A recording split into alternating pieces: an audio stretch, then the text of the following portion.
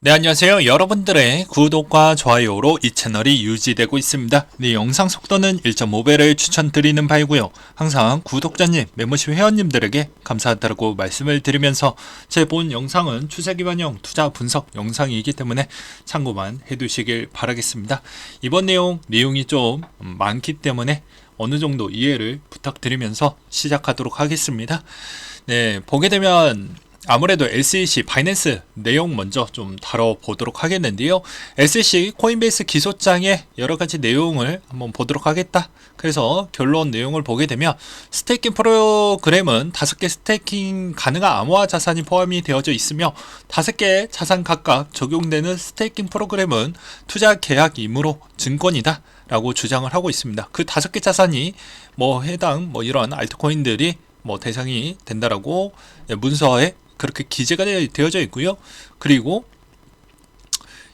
또 근데 여기 아래에서 보면 여전히 거래되고 있는 이더나 그다음에 나머지 코인들이 들어가져 있다. 그래서 고스장 내용을 또 명확하게 이 코인들이 증권인 명백한 이유는 일단 자세한 내막은 없고 그냥 간단하게 이 코인이 무엇인지에 따른 내용들만 좀 다루어져 있다라고 합니다. 그래서 아무래도 이런 기소장이 이분의 의견, 이 닉네임 마늘빵집의 닉네임을 가지신 이분의 의견은 아무래도 억지를 좀 부리는 것 같다. 그래서 소장에 있는 내용이 좀 부실하기 때문에 아무래도 이거 약간 좀 페이크인 것 같다. 이런 이야기가 나와주고 있는 실정입니다. 그래서 지금의 이제 미국의 법원에서 SEC 요청 바이낸스 US 자산 동결 승인이 나왔잖아요. 그래서 뱀 매니지먼트와 뱀 트레이딩 자산이 동결됐다라는 내용이 나와줌으로써 전체 코인 시장도 별로 좋지 않았지만 나스닥도 또 비슷하게 또 흘러가기도 했습니다. 그래서 이제 여기에서도 보게 되면 캐나다 금리 인상 이후 나스닥 좀 빠지고 달러 인덱스 좀 오르면서 비트 또한 같이 빠지는 현상. 그래서 같이 계속 볼 필요성이 있다라는 이야기를 계속 드렸고요. 그 다음에 이제 또 다른 내용을 또 하나하나씩 보게 되면 또 이번에 대부분 상장 폐지 바이낸스 US에서 6월 9일 새벽 1시에 이제 웬만한 테더 관련된 마켓에서 있는 그런 코인들 40여 개 정도를 상장 폐지한다라고 이야기가 나왔는데 커뮤니티 피드백에 따라서 일부 종목을 상장 폐지를 취소하기도 했습니다. 그래서 SEC 바이낸스와 미국 계열사가 수십억 달러 고객 자산을 펀드로 리디렉션을 좀 했다라는 내용이 밝혀짐으로써 약간 좀 골치 아파질 것 같은데요. 이게 이제 진실 여부는 일단은 좀 내려놓고 일단 상황은 이렇다라는 정도까지만 알고 가시는 게 바람직할 것 같습니다. 저도 여러 가지 내용들을 좀 보는데 블로그에서도 김고래님께서 작성해 주셨던 내용들을 좀 보면 대부분 또 여기에서도 바이낸스 US 스테이킹 자산을 관리하고 있는데 바이낸스 인터내셔널 자산이 미국 지갑으로 분류해 놓긴 했다. 그래서 이 지갑의 4개 중인 키 중에 2개만 있어도 스테이킹 자산을 건드릴 수 있고 이 키는 바이낸스에 있다. 그리고 무엇보다 US에 합당한 이유 설명도 없이 싱가포르 하드웨어 월렛에 이동이 되어져 있었다. 그래서 이런 우구심이 계속 나올 수밖에 없다라는 그냥 간단한 내용이라고 볼 수가 있겠고요. 그래서 요점은 다음과 같습니다. 아무래도 이런 불확실성으로 인해서 조만간에 동결이 될 것 같다라는 그런 이야기가 자꾸 나오고 오히려 그게 이제 US 변호사 쪽에서 야 조만간에 좀 문제 있을 것 같으니 좀 미리미리 알고 있어라 라는 그런 내용들도 또 보여지기도 했습니다. 그러다 보니까 아무래도 이제 인출이 조금 이루어졌죠. 그래서 비트코인 4,000개가 요 며칠 사이에 또 움직이지 않았습니까? 그래서 그런 영향성이 좀 있었다더라라는 이야기가 좀 있었습니다. 그 다음으로는 이분께서 이제 나머지 돈이 어디에서 들어왔냐, 이 출처에 있는 돈에 따른 걸 나름대로 또 분석을 했던 것 같은데요. 220억 달러 어디서 갖고 왔냐라고 보니까 우리나라 대기업 계열사들의 예를 들어서 뭐 비슷한 비율을 좀 해주셨는데요. 계열사 하나 만들고 일감 몰아주기 주고 그 다음에 주식 상장해서 돈 버는 방식으로 키웠던 것 같다. 그러니까 US 만들고 거기다 여러 가지 자회사 꽂아놓고 마켓 메이킹하고 OTC로 일감 몰아주기 하면서 추적을 약간 좀 선회시키고 그 다음에 여기에서도 좀 자기네들에게 유리할 만한 그런 것을 또 오히려 또 코인을 상장을 시키면서 그만큼 많은 부를 축적을 하고 그렇게 좀 만들어냈다라는 그런 의혹 내용들이 또 여기에서도 볼 수가 있었습니다. 근데 이제 SEC 쪽에서에 있는 이분의 생각은 다음과 같습니다. 아예 그냥 동결을 시켜서 사업 분리 독립 운영권을 가져가서 우리가 그냥 따로 그냥 이거 뺏어서 우리 걸로 좀 만들겠다. 뭐 이렇게도 또 보시는 형태도 좀 보이더라고요. 그래서 이게 좀 더 봐야 될 것 같은데 어떻게 될지는 모르겠지만 현 상황은 별로 좋지 못할 것 같다라고 되어져 있습니다. 그래서 지금 미국의 바이낸스 자금 동결 부분에 따른 여러분들도 상당히 이거 어떻게 흘러갈 것이냐 라고 이제 많이 물어볼 것 같은데요. 쉽지는 않을 것 같습니다. 쉽지는 않을 것 같고요. 그럼 앞으로 US에 있는 자금을 이제 어떻게 해서든 보상 절차와 그 다음에 그걸 어느 정도 지급을 해줄 수 있는 여력이 중요할 것 같은데요. 이걸 어떻게 해결을 할 것이냐가 앞으로 뭐 빡빡이 형 바이낸스 CEO가 해결해야 될 과제라고 보시면 될 것 같습니다. 그래서 SEC 모니터링을 피하기 위한 각종 꼼수들 그래서 빡빡이 형의 계좌를 통해서 계산한 자금이든지 마켓 메이킹을 통한 초기 시드머니들이 이번에 대부분 메리트 피크와 시그마 체인 회사의 자산들을 이렇게 좀 볼 수 있다. 그래서 여기서 뱀 수익과 그 다음에 메리트 피크 수익들을 흐름을 제동을 걸려서 개인 출금 러시가 숨어서 자금을 이동할 수밖에 없는 형태가 될 것 같은데 이게 쉽지 않을 것 같다. 그래서 여러분들이 이제 여기에서 알아야 되는 부분은 다음과 같습니다. 과연 여기에서 추가적인 인출 비중이 얼마나 가속화가 될 거냐가 정말 중요할 것 같고요. 이게 파급력이 앞으로 더 커질 것인지는 좀 더 봐야 되지 않을까라고 생각을 합니다. 그래서 어느 정도 문제점은 분명히 있을 것으로 보여지는데 이 손실비를 이 빡빡이 형의 능력으로 CEO 능력으로 이제 진짜 실력이 나올 수 있는 거죠. 이 문제 해결 능력이 있으면 이걸 잘 넘어갈 거고 그렇지 않으면 약간 좀 커지는 형태로 갈 수가 있습니다. 지금 뭐 바이낸스 CEO 가 자꾸 이제 트위터에서 문제가 없다 이런 발언을 하고 있는데 문제가 없는 건요. 문제가 없다라는 건 앞으로에 있는 문제를 해결해야 문제가 없는 것입니다.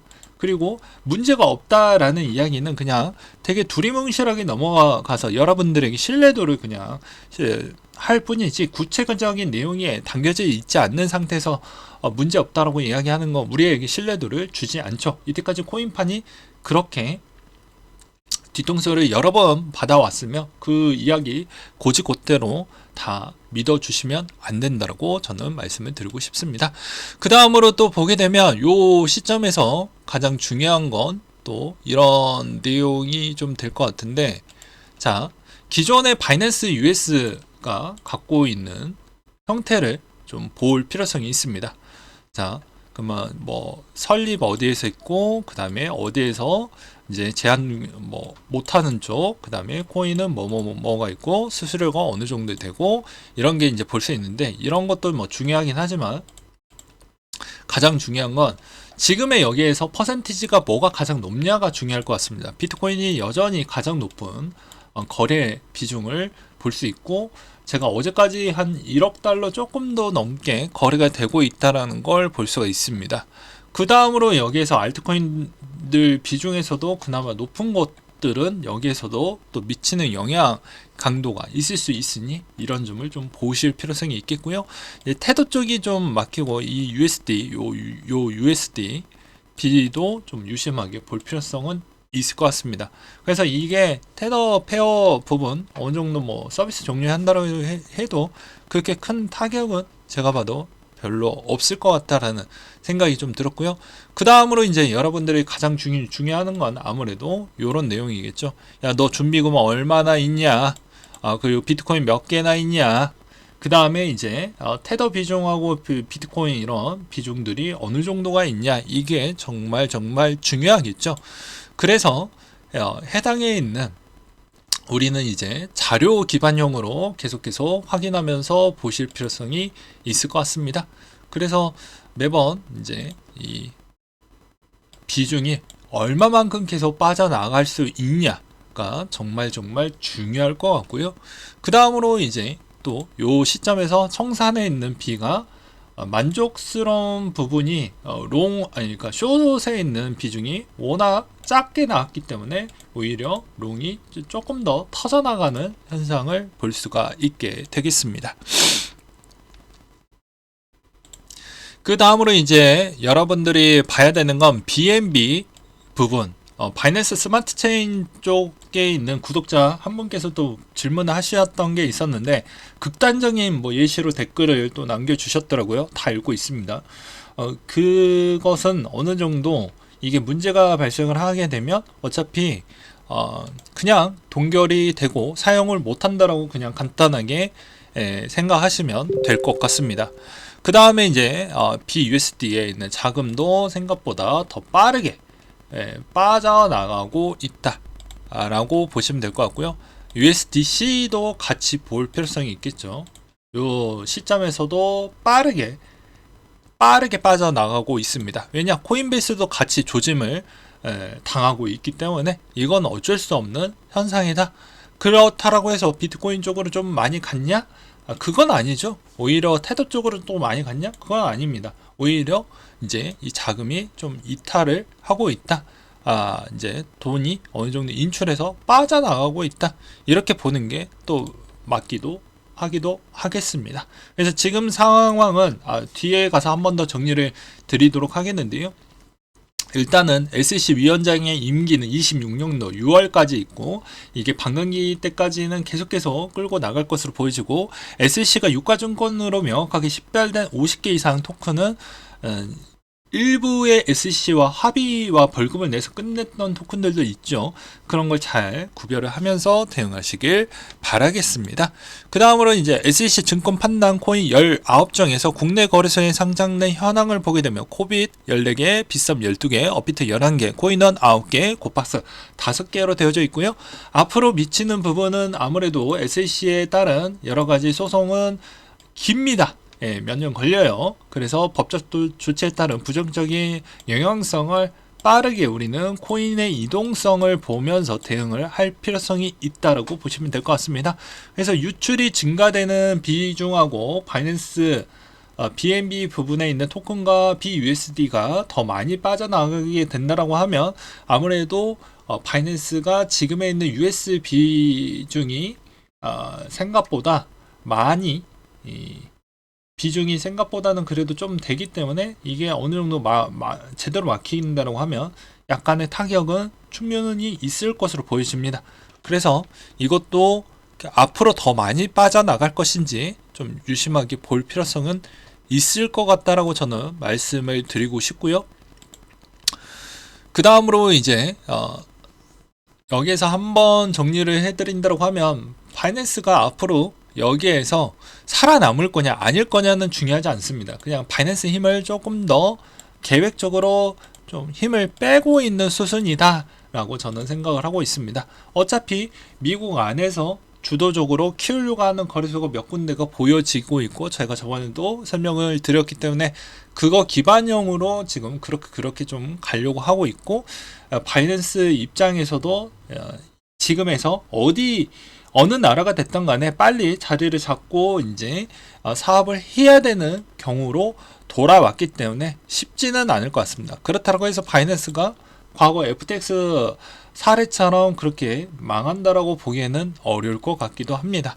왜냐, 시장의 타격이 꽤나 클 것이기 때문에, 그리고 기관들이나 갖고 있는 여러 가지 또 나스닥에 있는 기업들과 또 연결적 관계도까지 있고요. 그 다음에 또 채권까지도 갖고 있는 여러 가지 연결적 관계도가 있기 때문에 그걸 많이 아예 죽여버린 형태로 가기에는 좀 어려울 것 같기도 합니다. 그래서 천천히 힘을 빼는 형태로 가면서 그 빼는 형태에서 누군가에 따른 수혜로 가는지 여러분들이 좀 보실 필요성이 있겠고요. 앞으로 이제 비트코인에 있는 이 비중이 어떻게 자꾸 흘러가고 있는지를 유심하게 보시면서 꼭꼭 대응을 하시길 바라겠습니다. 여전히 약세로 흘러가고 있고 나스닥도 절묘하게 이제 서서히 힘이 빠져나가고 있는 모습도 좀 볼 수가 있겠죠. 그 다음으로 여기서 이제 뭐 서클이나 이런 쪽에서는 싱가폴과 라이선스를 맺고 있고, 그 다음에 홍콩 나름대로 또 준비를 하고 있기 때문에 시장의 주도권이 바뀔 수도 있습니다. 네, 근데 아직까지는 뭐 완벽하게 바뀌었다 이렇게 보기에는 좀 어렵죠. 좀 더 우리는 중립적으로 보면서 볼 필요성이 있겠고, 그 다음에 암호화폐 고래들 스테이블 코인 지속 보유하면서 지금 매수를 계속해서 기다리고 있다라는 기사들도 계속 나와주고 있습니다. 그래서 여기에서도 플랫폼 센티멘트 인사이트 보고서를 통해서 100만에서 1000만 달러 상당의 암호화폐를 보유 중인 중대형 주소가 일단은 계속 기다리고 있다라는 걸 볼 수가 있습니다. 그래서 여러분들이 지금 상황에서 너무 많이 겁먹더라도 어차피 이 과정은 거쳐야 되고요. 과정이 끝나면 이 코인이 문제가 발생을 했던 게 아니기 때문에 결과론적으로는 거래소 부분에 따른 신뢰도가 없어서 좀 그걸 다시 한번 정립하고 가는 수순이라고 보시면 될 것 같습니다. 그래서 이 시점에서 급락이 많이 나오게 되면 그냥 자연스럽게 매입을 해서 좀 가져가면 된다. 특히나 여기서 대부분 이제 뭐 우리가 알고 있는 베리 실버트나 이런 쪽에서도 답을 제시를 하기도 했잖아요. POW 코인 부분은 여전히 문제가 없다. 돌려서 이야기를 한다고 하면 아무래도 비트코인 쪽이라고 봐야 되겠죠. 그 다음에 또 코인베이스 이번에 또 많이 흔들리기도 했지만 또 장중에 3% 반등이 나와 주기도 했습니다. 그 이유는 아크 인베스트가 계속해서 추가 매입을 해주었고요. 매입한 양도 상당히 됩니다. 전체 지분의 벌써 6%에 가까운 거의 그 대주주격이라고 보시면 될 것 같습니다. 그 다음으로 호주에 이어서 캐나다도 깜짝 금리 인상을 했기 때문에 한국의 금리 인상 추이도 정말 중요할 것으로 보여지고요. 이제 미국의 금리 인상 부분이 정말 올해 이번 달 동결하고 다음 달에 할지 계속해서 봐야 될 것 같습니다. 이런 이야기가 나와 주물어서 이제 다시 한번 앨런 재무장관에 따른 발언도 높아지고 있는데요. 보게 되면 상업 부동산 문제 제기를 뭐 문제점이 좀 나올 수도 있다 이런 이야기가 나와주기도 했습니다. 그 다음으로 미국의 무역 적자가 급증해서 아무래도 부동산 타격이 더 있을 수도 있다라는 이야기도 했었고요. 그 다음에 AI 쪽에 따른 여러 가지 이슈도 나와주고 있는데 변수는 정부 규제에 따른 영향성이 아직은 AI 쪽에 큰 영향을 끼치지는 않는 것 같다 이런 이야기가 나와주고 있기 때문에 이것도 정부 규제 방침에 따른 AI 성장 동력은 국가에 달려져 있다 이렇게 머릿속에 기억을 해두시기 바라겠습니다. 그러면 이제 암호화폐 관점으로 이제 언급도 하기도 했었는데요. 보게 되면 규제는 필요하다, 적절하다. 그리고 추가로 이번에 이제 소형 은행들이 인수합병 나와도 놀라지 말아라. 라고 이야기를 하기도 했었고요. 그 다음에 드래켄 밀러 한때 비트코인으로도 충분히 수익을 냈고 연평균 수익률 지금까지 평균 수익률이 30% 정도를 유지하고 있는 대단한 형님 중에 한 분이시죠. 그래서 이분에 따른 의견도 한번 갖고 와봤습니다. 전체적인 시장에 따른 분위기 어떻게 보고 있는지도 정말 중요하기 때문이죠. 그래서 보게 되면 기업 실적은 향후 20에서 30% 줄어들 것 같고 인플레이션보다 성장 둔화가 더 두려울 것 같다. 향후 AI 투자가 확대가 되고 2, 3년간 엔비디아를 언급을 좀 하기도 했다라고 하니까 여러분들도 관심 있으면 엔비디아도 좀 보실 필요성은 있을 것 같기도 합니다. 그래서 이제 이분이 좀 이런 시장 같은 거 잘 보니까 이분의 의견도 한번 준비를 해 보았습니다. 여전히 비트코인 그러면 언제 사는 게 바람직할까요? 아무래도 제가 보기에는 한때 여름 시즌 때는 별로 좋지 못했기 때문에 아무래도 조금 더 이미 좀 6월달 지나간다라고 해도 8월달부터 9월달 사이가 가장 안 좋았기 때문에 여기에서 횡보할 확률이 점차 더 높던지 조금 더 약세를 보여주던지 할 것으로 보여집니다. 지금도 낙폭이 좀 더 낮을 수밖에 없는 이유는 전체 거래소 쪽에서 베팅할 수 있는 양이 적고요. 그 다음에 두 번째로는 아무래도 기존의 개인 지갑 쪽으로 도망쳤던 물량이 워낙 크다 보니까 시장에서 베팅하려고 하는 자가 물량이 적다라는 것이죠. 그래서 내려가는 폭은 좀 저조하다 라고 보시면 될 것 같습니다. 그래서 여기에서 이 정도 충격이었으면 벌써 급락이 사정없이 나와야 되는데 그렇지 않는 모습은 다 그런 이유가 있다. 여러분들에 따른 생각도 분명히 다 다를 것으로 보여지기 때문에 다양한 내용들을 이번 내용에 다 담아 보았습니다. 되게 함축적으로 시간 관계상 함축적으로 좀 다루다 보니까 조금은 부실할 수는 있겠지만 그래도 지금 흐름은 이렇게 흘러가고 있다라고 보시면 될 것 같습니다. 그래서 지금 상태에서는 바이낸스에서 오히려 마켓의 비중이 높았던 알트코인 비중 그런 걸 좀 잘 보시길 바라겠습니다. 그러니까 바이낸스에서 있는 이런 비율과 비중을 보게 되면 어떤 게 가장 비율이 높은지를 보면 알 수가 있잖아요. 이런 애들이 좀 더 많이 밀릴 수가 있고요. 그 다음에 여기에서도 오히려 그걸 극복을 하면 오히려 반등이 좀 더 세게 나올 수 있는 현상은 분명히 존재한다 라고 저는 말씀을 드리고 싶습니다. 아무래도 이제 준비금 부분이 이제 동결이 막혔다라고 하면 이걸 지급하기가 정말 어려운 단계입니다. 금리도 상당히 높고 중소은행 도와주지 않고 있는 상태고 대선 충당금도 쌓아야 되고 여기서 이제 국채도 쏟아져 나오고 과연 바이낸스는 어떤 해결책을 보여줄지가 정말 중요하고 그때 또 코인의 이동 주소를 잘 보시면서 대응하시면 답이 될 것 같습니다. 현재 상황은 다음과 같습니다. 코인은 문제없지만 거래소가 문제가 있다. 거래소 때문에 코인이 문제가 발생하는 건 아니다.